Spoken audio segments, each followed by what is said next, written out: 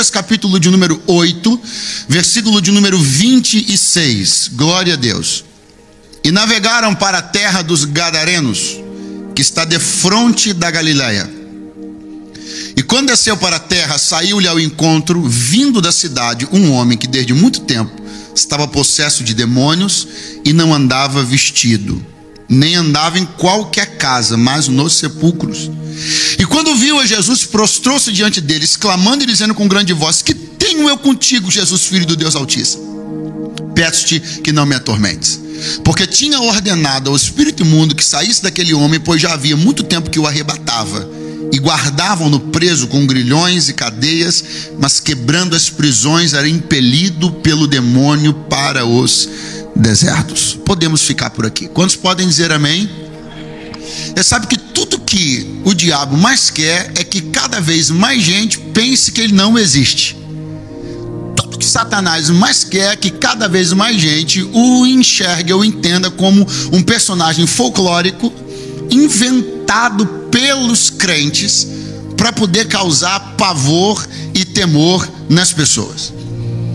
Alguém vai dizer, é conveniente, foi conveniente para a história da humanidade em dado momento apresentar uma figura oposta ao ser humano, um adversário, um inimigo, uma figura antagônica ao ser humano, porque ao apresentar essa figura antagônica ao ser humano, você fortalece a inclinação desse ser humano para uma figura que possa lhe proteger. E aí alguém, em nome dessa conversa, vai realmente achar que Satanás é uma figura inexistente, é um personagem folclórico que os crentes inventaram para poder fortalecer o nosso discurso e melhorar a nossa retórica de fé e de religião.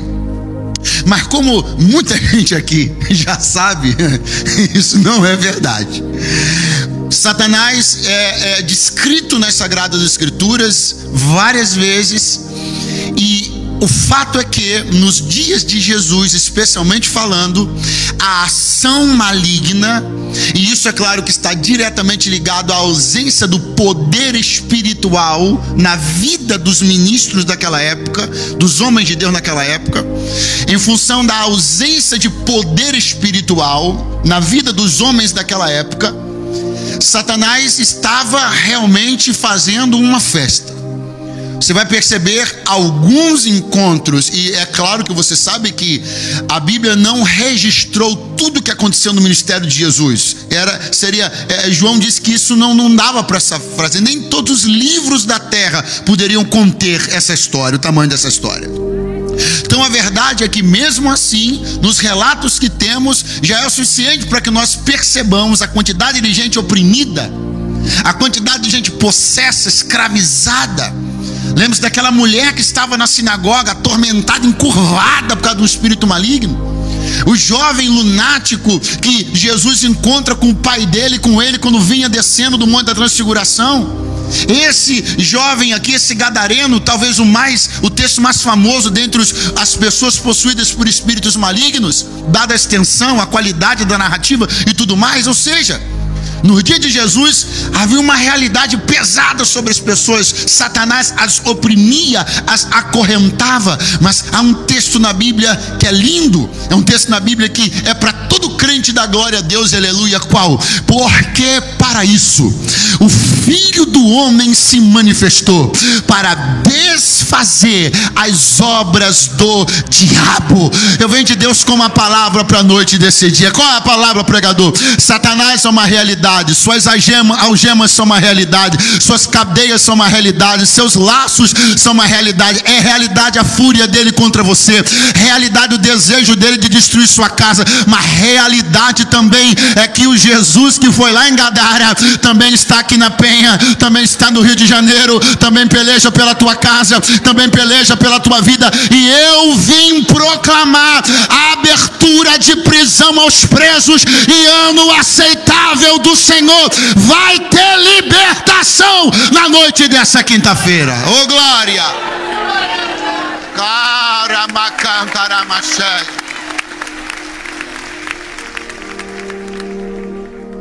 Olha o que está escrito.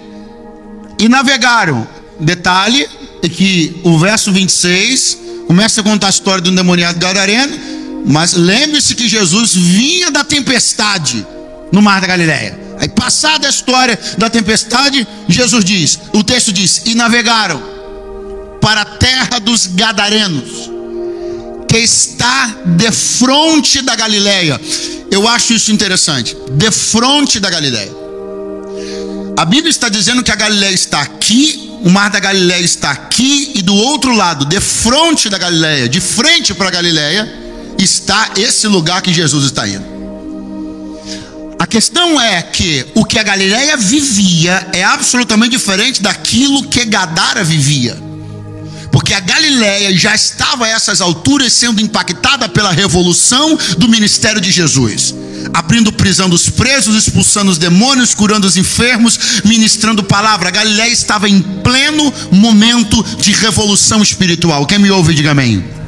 Mas do outro lado, havia um lugar que, embora estivesse de frente para a Galileia, vivia uma realidade totalmente oposta à da Galileia. Aquilo que a Galileia vive não era exportado para lá. Aquilo que a Galileia vivia não era transferido para lá. Por que você está dizendo isso, pregador? Porque isso é tudo que alguém que está hoje aqui queria. O quê? Que você pudesse transferir o que você está vivendo para alguém que está de frente de você, mas está vivendo uma coisa totalmente diferente do que você está vivendo. Aquilo que um pai que está aqui hoje à noite queria é que a revolução que aconteceu em você pudesse olhar para o seu filho de frente de você e transmitir essa mesma revolução. Tudo que alguém que está hoje aqui queria é que aquele seu colega de trabalho que senta do seu lado, que senta de frente para você, que ele vivesse o que você está vivendo. Mas nós não conseguimos espelhar nas pessoas, refletir nas pessoas aquilo que nós estamos vivendo. Não é tão simples, não é automático, não há uma possibilidade real de se fazer isso, a não ser que aconteça do jeito que aconteceu aqui. E o que aconteceu?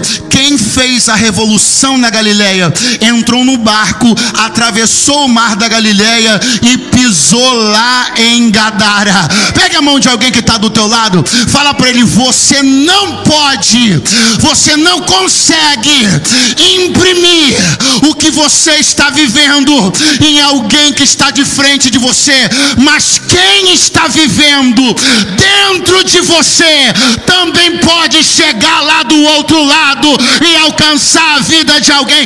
Eu tenho alguém para crer nessa palavra comigo nessa noite? Aleluia! Aleluia! Ô meu irmão, é singelo o que eu vim de Deus dizer aqui. Eu só vim dizer: acalma teu coração, porque aquilo que você está vivendo, que você queria tanto que alguém perto de você vivesse, quem entrou em você vai entrar nesta pessoa também.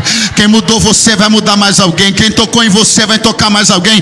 Quem revolucionou a Galileia está atravessando o mar na direção de Gadara. Eu tenho uma notícia para dar na noite desse dia. Ele está atravessando o mar da Galileia e ele também vai lá. Ele também vai lá. Ele também vai lá.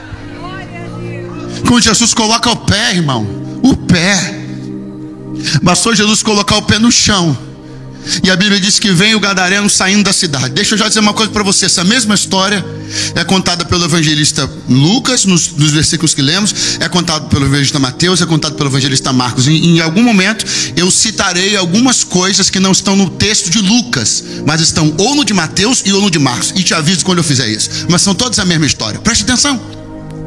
Quando Jesus pisa na terra, o texto diz: quando Jesus desceu para a terra, saiu ao encontro, vindo da cidade, um homem que desde muito tempo estava possesso de demônios e não andava vestido. Eu paro aqui porque a Bíblia vai começar a mostrar o que o diabo faz na vida de uma pessoa. Mas antes de que você se assuste, que você se ofenda, eu não estou falando apenas de pessoas possuídas. Eu não vim aqui dizer que você está possuído. Se tiver, vai ficar liberto hoje, em nome de Jesus. Mas não vim aqui dizer que todo mundo... Eu não estou falando isso. Eu estou alertando você acerca de um plano, de uma ideia, de um projeto, de uma vontade.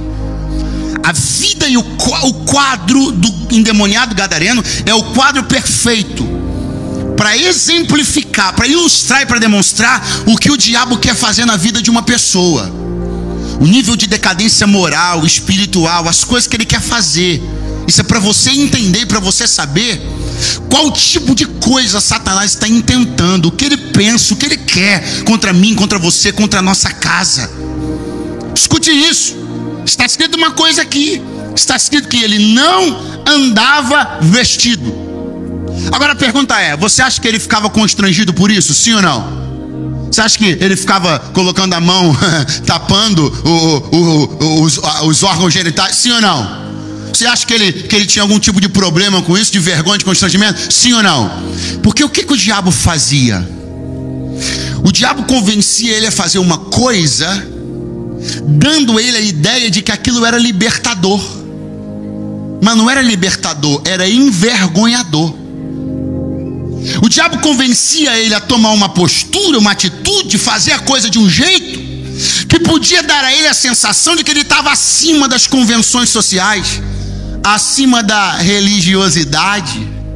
Só que na verdade tudo que ele conseguia encontrar era escárnio e vergonha. Eu quero que você entenda uma coisa muito importante. Tem muita gente que está aderindo à ideia do diabo, a ideia de tomar e de adotar um tipo de comportamento que supostamente é libertador, supostamente é um comportamento que está desamarrando ele da religião e disso e de aquilo, e supostamente o fez descobrir algumas coisas e livrar-se de algumas velhas amarras. Mas esse caminho eu já vi onde dá: vergonha. Você não tem ideia da quantidade de gente que começou pensando que estava fazendo uma revolução e acabou com a cara no chão. Um montão de gente que o diabo foi lá e diz assim: ah, você não precisa disso, você não precisa daquilo, você não precisa respeitar esse padrão, você não precisa respeitar essa ética, você não precisa andar desse jeito, você não precisa, isso é coisa dos religiosos. O negócio é: anda do jeito que você quiser, faz do jeito que você quiser, procede do jeito que você quiser. Mas o que o diabo sempre quis foi convencer alguém de que aquilo era libertador, para pegar a cara dessa pessoa e esfregar no chão. Porque tudo que ele sempre quer fazer é envergonhar uma meia dúzia de gente boba que pensa que está acima da religiosidade, acima das convenções sociais, mas já virou chiclete na boca de Satanás. Na hora que ele convence o camarada a fazer, ele vai lá e diz pro cara: você não precisa reproduzir o mesmo comportamento dos outros pastores, dos outros ministros. Você pode fazer uma coisa descolada, você pode fazer uma coisa diferente. Você não precisa respeitar casamento, não precisa respeitar mulher, não precisa respeitar isso, não precisa respeitar aquilo. Você pode fazer as coisas de um jeito novo, um jeito mais arrojado, um jeito mais bacana. Se livra dessas convenções sociais, se livra dessas amarras, dessa coisa chata, dessa coisa retrógrada. Mas o que o diabo quer é esfregar a cara das pessoas no chão, é envergonhá-las, porque alguém está pensando que está por cima, porque está fazendo o que quer, mas está envergonhando a si próprio, a sua família e a igreja. Eu vim de Deus aqui entregar uma palavra: você não vai cair nessa conversa de Satanás. Eu vou andar da forma como Deus quer. Eu não vou, em nome de uma suposta libertação, colocar o gema de escravidão e de vergonha na minha mão e no meu braço. Eu vou me pautar pela palavra, vou ouvir minha liderança. Podem falar o que quiserem falar, mas eu não vou comprar a ideia da nudez de Satanás. Não vou comprar. Aleluia. Aleluia. Você acha que ele ficava envergonhado? Não, pelo contrário. Eu penso que ele entendia, eu penso que ele enxergava. O diabo cegou ele de um jeito para fazer ele pensar que aquilo que ele estava fazendo colocava ele numa posição diferente dos outros. Eu não preciso do que todo mundo precisa. Todo mundo precisa de roupa. Eu não preciso. Todo mundo precisa andar assim, assim, assim. Eu não. Eu sou descoladão.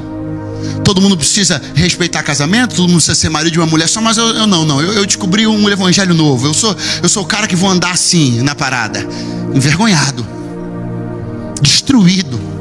Porque é isso que Satanás quer, que você pense que está fazendo uma coisa diferente do que todo mundo faz, e que isso faz de você melhor. Mas na verdade você não está quebrando um paradigma social, você está quebrando um paradigma bíblico. E se você quebrar esse paradigma, quem se quebra é você. Ele não andava vestido. O evangelista Marcos, contando a mesma história no capítulo 8, verso 28, diz que a ação do maligno era tão terrível na vida dele. Quem está me ouvindo, diga amém. A ação do maligno era tão terrível na vida dele, que ele era tão feroz, ele era tão furioso que ele trancava, ele fechava os caminhos. Como assim, pregador?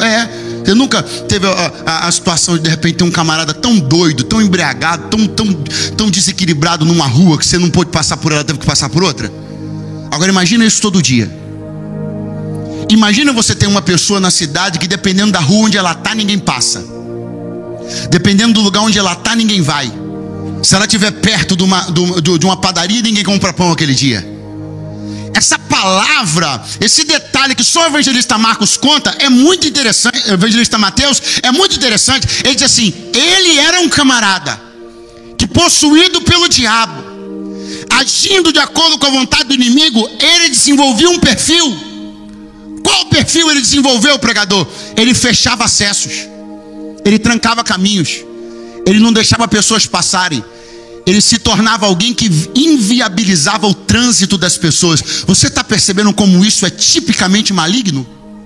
É tipicamente maligno o indivíduo adotar uma postura, uma posição, um tipo de comportamento de vida que feche acessos, que feche caminhos, que não seja facilitador, que não seja viabilizador. Aquele que é chamado por Deus, quem tem o Espírito de Deus, quem foi regenerado, quem foi transformado, não fecha acessos, ele faz acesso. A marca de alguém que está debaixo da malignidade é uma pessoa que dificulta tudo. Você precisa chegar em alguém, o camarada que é endemoniado não deixa chegar.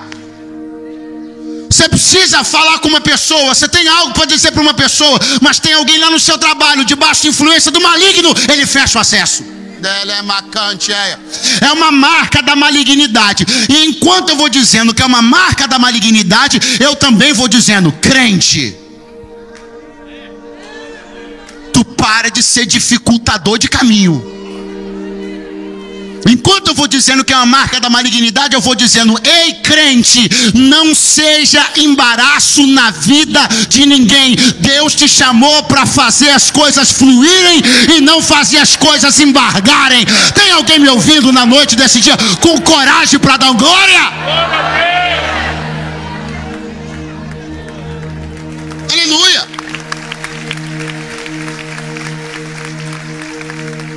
Pergunta para o teu vizinho: você é um facilitador ou um embargador? O crente não pode ser um embargador. Ele não pode ser aquela pessoa que tudo quando chega na mão dele para. Ele sempre tem uma palavra que dificulta as coisas. Ele sempre fecha os acessos. Você já percebeu? Se você depender dele para chegar em alguém, você não chega. Eu vou entregar tudinho hoje aqui, aleluia. Se você depender dele, da ajuda dele para você chegar em alguém, você morre esperando e não chega. Ele tem um acesso, ele tem uma chave, ele tem um caminho, ele tem uma porta, mas ele se nega a ser. Para com isso, crente. Mas eu não sei se depois você é valorizado. E quem disse que essa deve ser a sua principal preocupação? Seja facilitador para a vida de alguém.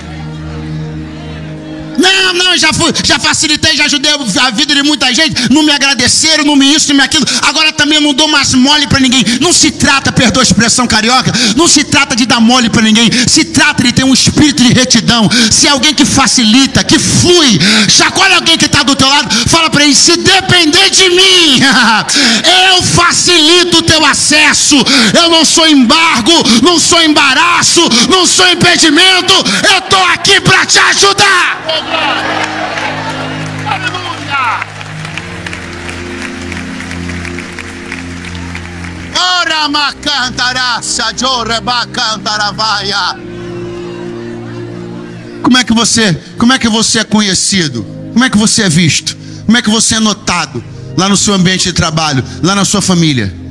Hein? Será que as pessoas já não andam comentando sobre você, que se depender de você a coisa não anda? Será que você não é o crente daquela família, mas que aquela família já sabe que tudo que bate em você não progride? Porque você segura, você retarda, você murrinha, você faz jogo duro. Em nome de Jesus. Ser trancador de caminho é coisa de gente endemoniada. essa gente ruim, essa gente perversa, essa gente que não ajuda ninguém, isso é tudo gente sob influência do maligno, essa gente que não tem espírito cooperador, essa gente que não quer ver o bem de ninguém, que fica trancando tudo, não dá o telefone de ninguém, não ajuda, não coopera, não ajuda ninguém. Isso não é marca de que tem o sangue do Cordeiro na vida. Quem tem o sangue do Cordeiro na vida tem espírito abnegado, é abençoador. Oh, glória a Deus, estou sentindo a presença dele aqui essa noite. Aleluia.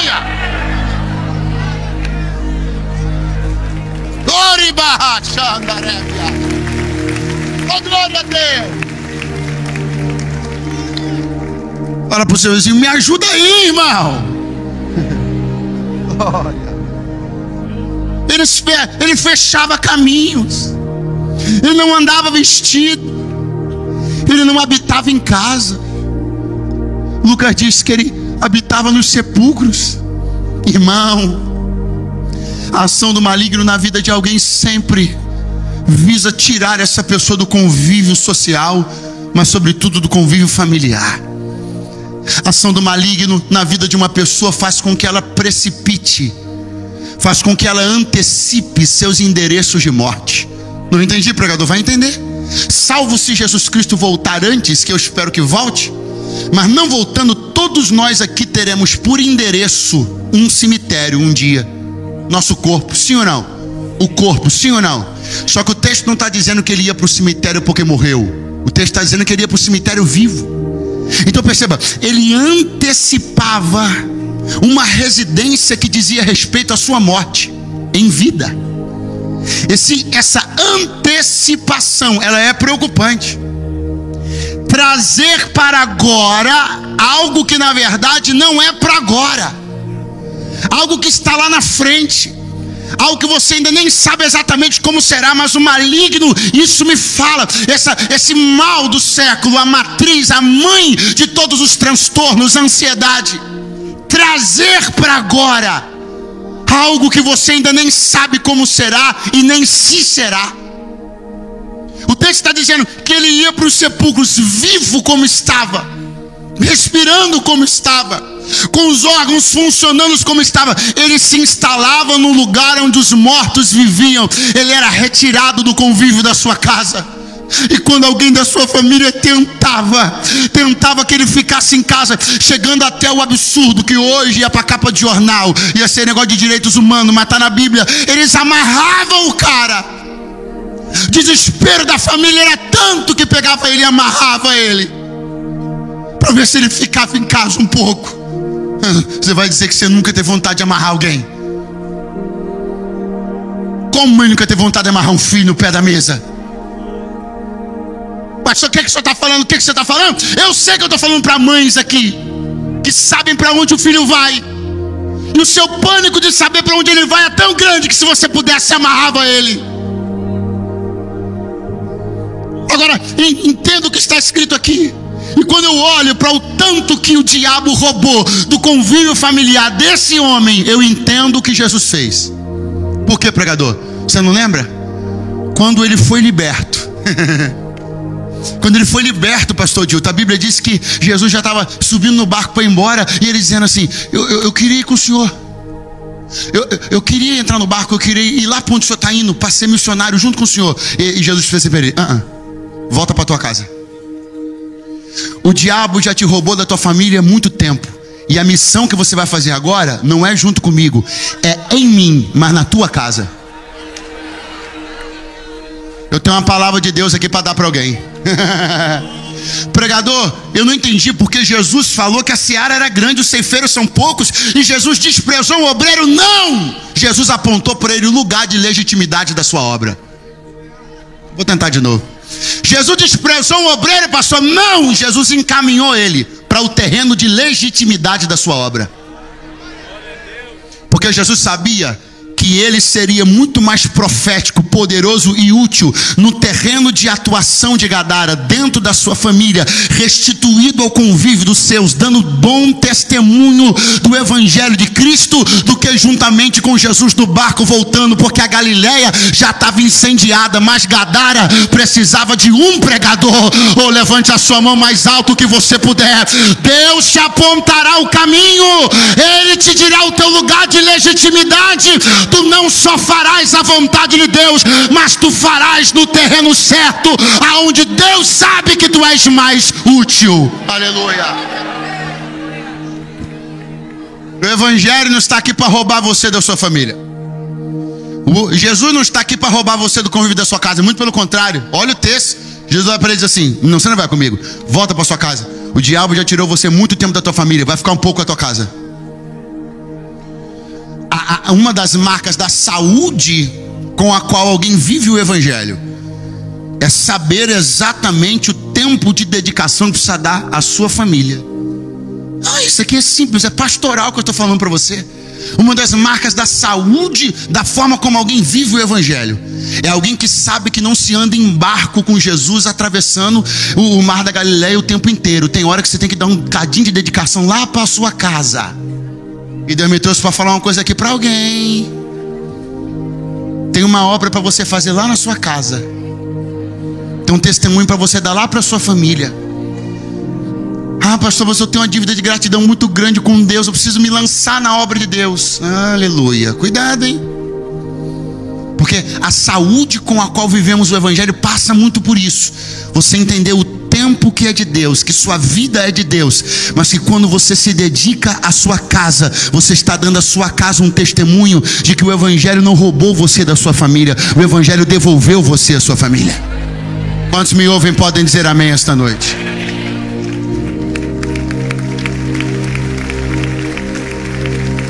Eu preciso confessar. Pedi uma caneta ali, o pastor Dilton, e fiz um rabiscadinho, porque eu olhei uma coisa nesse texto que essa mensagem me acompanha há um tempo. Mas eu confesso para você que eu peguei uma caneta ali porque eu não tinha visto isso aqui antes, não. Eu não tinha.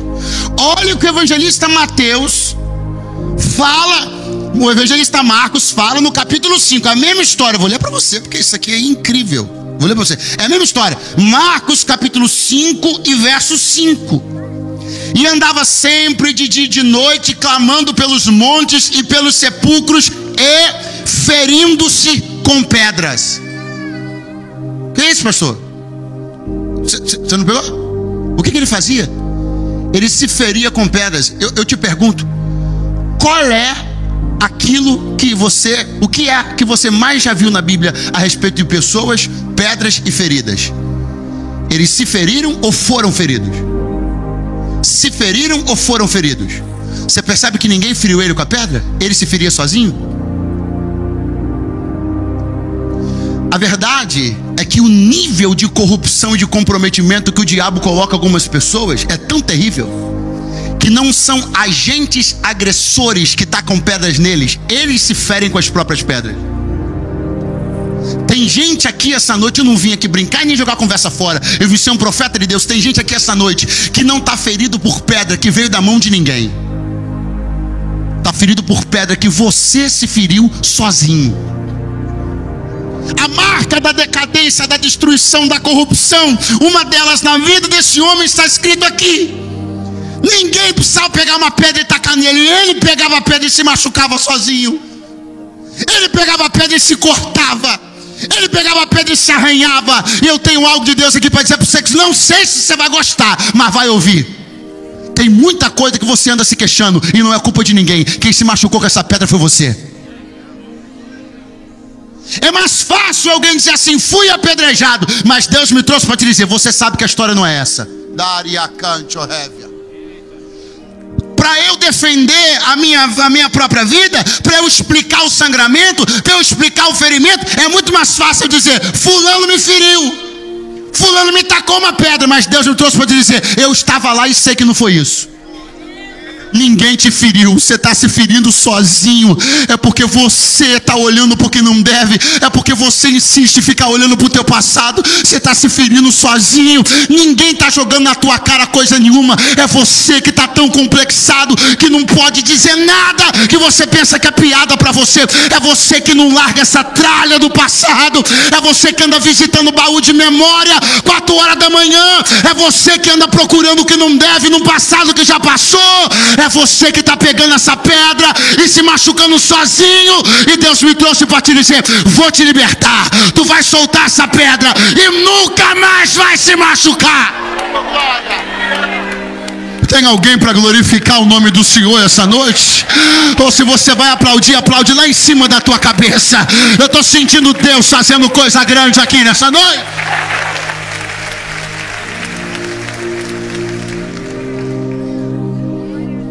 Verdade é essa. É que muita coisa que aconteceu não foi culpa de ninguém. Ninguém, senão minha, senão sua.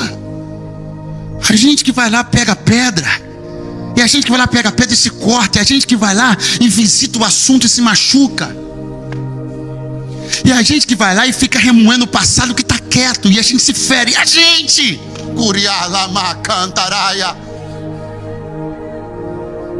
o moço era preso. A família segurava, desesperada. A família desesperada amarrava, prendia. E ele se livrava, ele se libertava. Preste bem atenção. A família prendia e ele se livrava, ele se libertava. Diga comigo, libertava. Muito fraco, diga libertava. Como é que uma pessoa consegue soltar uma amarra, uma cadeia? Ele fazia isso pela força dele, sim ou não? Pela força dele, sim ou não? Então, na verdade, quem é que libertava ele? Vamos, sem medo, quem é que libertava ele? Eu sei que você ficou com medo porque foi muito estranho para você raciocinar uma coisa. Qual? Que Satanás também liberta. Porque, ai pastor, que coisa escandalosa. Não, calma aí. Eu e você sabemos muito bem que a liberdade verdadeira e a libertação plena verdadeira é Cristo que faz. Se pois o Filho vos libertar, verdadeiramente sereis livres. Mas eu estou sendo literal. E sendo literal, eu não estou falando nada a não ser aquilo que está escrito. A família prendia e o diabo libertava. Pastor, então o diabo solta as pessoas? Solta. Na verdade, ele adora soltar. Solta. Ele adora dar às pessoas sensação de liberdade. Só tem um problema.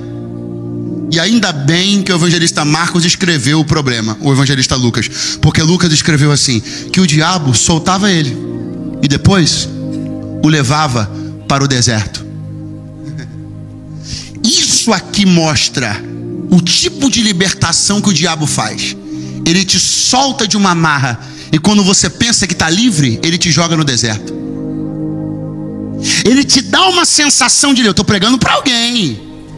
Ele te dá uma sensação de liberdade. Quando você pensa que é a tua hora, ele te joga no deserto. Porque alguém aqui só está preocupado em ficar livre de uma coisa, mas esqueceu para onde você vai depois. Porque a todos que o diabo libera, ele sempre cobra conta. Muita gente foi livre da escassez financeira. Sabe quem libertou? Não escandaliza não, o diabo. O diabo libertou o cara da escassez financeira. Só quando ele pensou que ia viver na abundância e na prosperidade, o diabo cobrou a conta e jogou ele no deserto. O diabo libera as pessoas, livra as pessoas de determinados cenários que lhes são constrangedores ou que lhes são desagradáveis. E alguém quer viver uma outra vida. Eu quero, pregador, eu quero ver uma outra vida, eu quero me mudar, eu quero conhecer o mundo, eu quero ser livre. Cuidado! Cuidado para o diabo não te dizer: eu posso te libertar, posso te dar emancipação financeira, posso te tirar da casa dos teus pais. Da canto relevasse. Ou você pensa que o diabo não diz para tantos jovens: você não precisa ficar amarrado aí dentro de casa, eu posso te libertar. Você não precisa ficar dependendo do seu pai e da sua mãe, eu posso dar um jeito para você ganhar dinheiro. Aí ele se anima, ela se anima, o diabo vai lá dar força, ela quebra, sai de casa. E quando pensa que está livre, o diabo pega pela mão e diz assim: não, peraí. Só esqueci de falar uma coisa: nosso próximo lugar para ir agora é o deserto. Não é apenas aquilo que Ele dá, é a conta que Ele cobra. E eu vim de Deus aqui pregar para alguém: cuidado, para nessa ânsia de liberdade, emancipação, nesse anseio que você tá por emancipação financeira, por ser livre, eu quero ser dono do meu nariz. Cuidado para o diabo não te convencer a que ele seja o teu libertador e tu acabes ficando livre, mas dentro de um deserto. E me explica, de que te serve não ter algema, mas está dentro do deserto? Você não tem ideia da quantidade de gente que está no deserto agora, tentando achar uma saída e não acha, uma água e não acha, uma comida e não acha, está perecendo de fome, de sede, só porque aceitou a proposta do diabo. Mas se o Filho vos libertar, verdadeiramente sereis livres. Eu tenho uma palavra de Deus para você. Você não precisa pegar a proposta de libertação do diabo para te levar para o deserto. Pega a proposta de libertação de Jesus, que Ele não te livra para te matar, Ele te livra para te colocar no céu. Quem está me ouvindo na noite deste dia?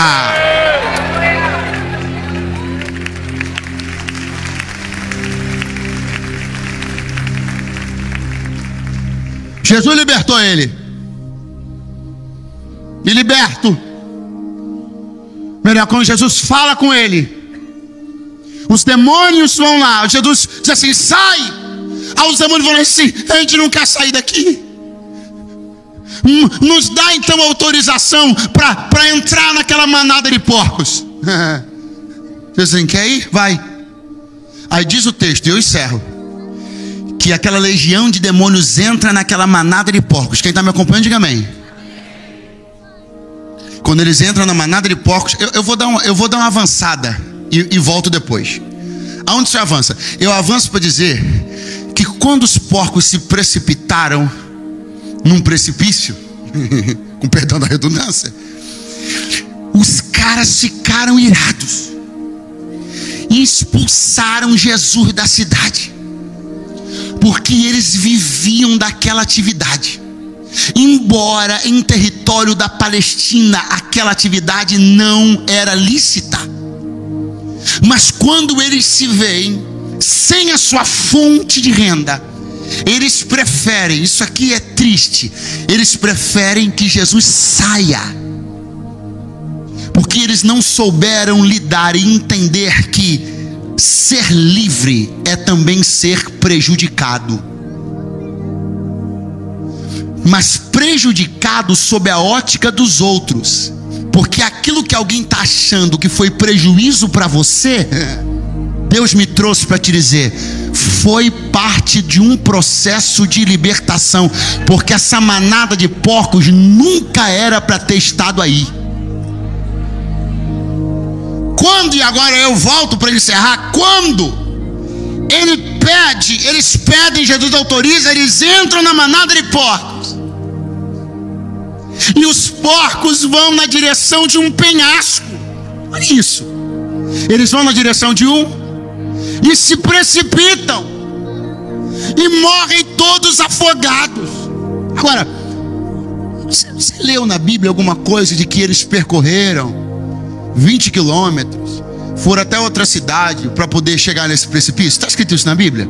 Você percebe a ideia imediata dos fatos? Ou seja, Jesus liberta os demônios entram nos porcos e os porcos já vão se direcionando para um precipício. Você está acompanhando? Pastor, onde o senhor quer chegar? Não, já cheguei. O precipício estava ali perto o tempo inteiro. E qual a pergunta que o senhor quer fazer? A pergunta que eu quero fazer é: por que é que no tempo que os demônios estavam no jovem, o jovem nunca se precipitou? Se estava ali sem cerca, se estava ali sem obstáculo, se estava ali sem placa, se era tão suscetível a qualquer pessoa cair, a ponto de que a manada foi e se jogou, como é que esse jovem fica endemoniado tantos anos? Mas os demônios nunca jogam ele no precipício. Se o precipício estava tão perto, por que ele não caiu? Porque o que eu vim de Deus dizer para você é que ainda antes de que ele pisasse na tua Gadara, ele já cuidava para que tu não caísse nos precipícios. Ainda antes que ele olhasse nos teus olhos e te dirigisse uma palavra, ele já vinha cuidando para que a tua vida fosse preservada há muito tempo. Assim te diz o Senhor: o precipício estava lá naquela noite de sexta-feira, mas eu não deixei. O precipício estava lá quando você pegou aquele carro alcoolizado altas horas da madrugada, mas eu não deixei. O precipício sempre esteve perto, mas eu também estava lá. Quem pode adorá-lo esta noite? Ele está cuidando de você há mais tempo do que você imagina. Oh, glória!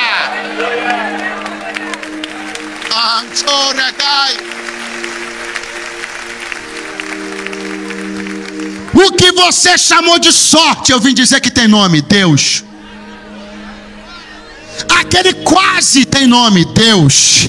Aquele ufa tem nome: Deus. Aquele dia que você disse: hoje eu acordei com o pé direito, que nada, era Deus, era Deus, era Deus, era Deus. Começa a olhar para o teu passado e começa a ver as marcas do livramento de um Deus poderoso. Aleluia.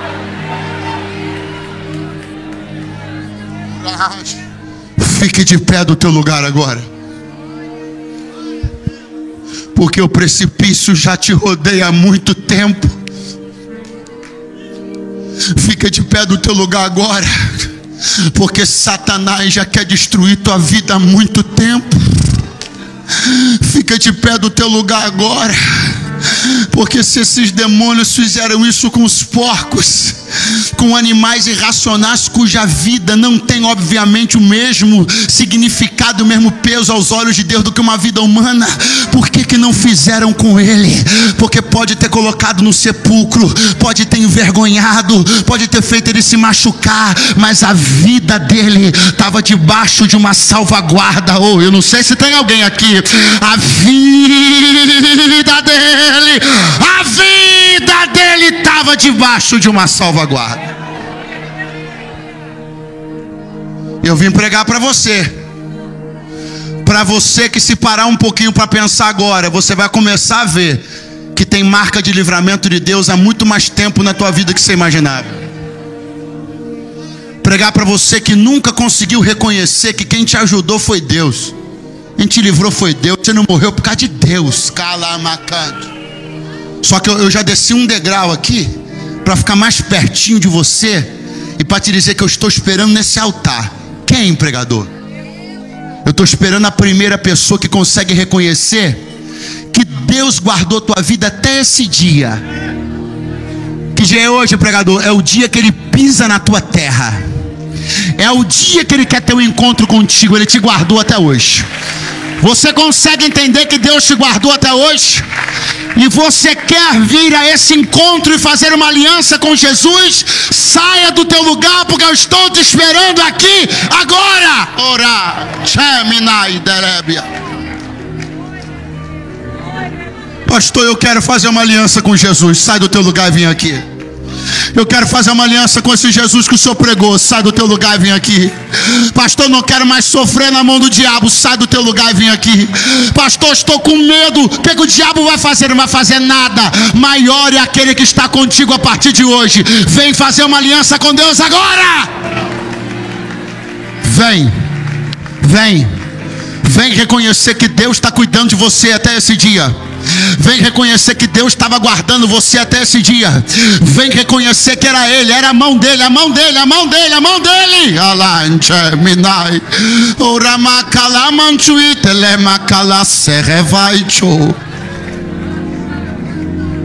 Oh Deus, oh Deus, oh Deus, oh Deus. Você é criatura, meu irmão. Deus quer fazer uma obra na tua vida. Deus tem um futuro para você. Sai do teu lugar, acredita. Enicancho, inamacaia, sebinaia, toremanto, comité.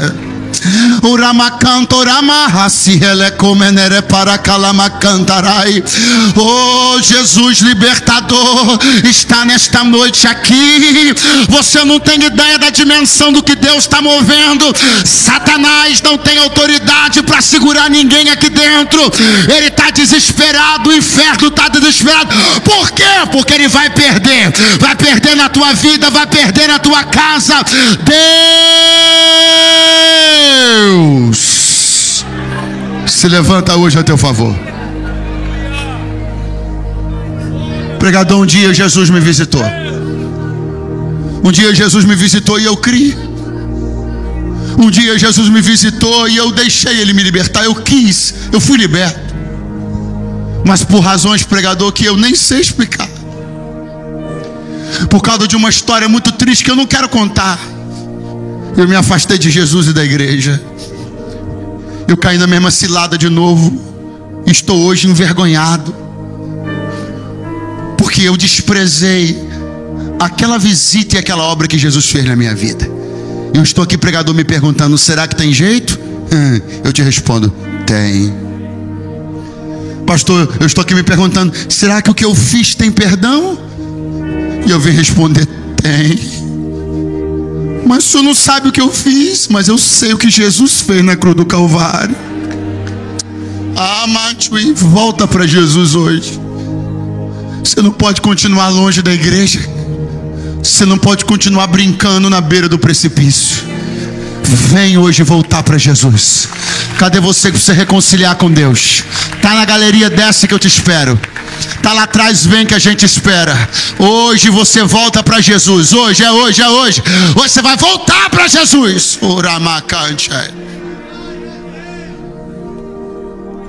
A obra de libertação é uma obra do Evangelho.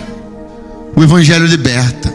E eu preciso dizer para alguém essa noite aqui, para encerrar e passar o pastor para orar por essas preciosas vidas. Eu preciso dizer para alguém aqui que está muito enrolado. Glória a Deus. Deixa, pode vir, pode vir. Eu preciso dizer para alguém aqui que está muito enrolado, muito amarrado, muito preso. Preciso dizer para alguém aqui que desceu muito baixo. Meu irmãozão, você não tem ideia do tipo de passado de algumas pessoas que estão aqui. Você não tem ideia do tipo de coisa que Deus já fez em gente que pode estar sentada do teu lado, com essa cara de crente, de santo. E é mesmo, hoje, mas já desceu baixo. História que se botar no microfone vão ter que distribuir lenço. Por que Jesus não pode fazer por você também? Quem disse que não? Quem disse que não? Claro que pode. Ninguém desceu tão baixo que a mão de Deus não possa resgatar. Da lá, que entre a fai.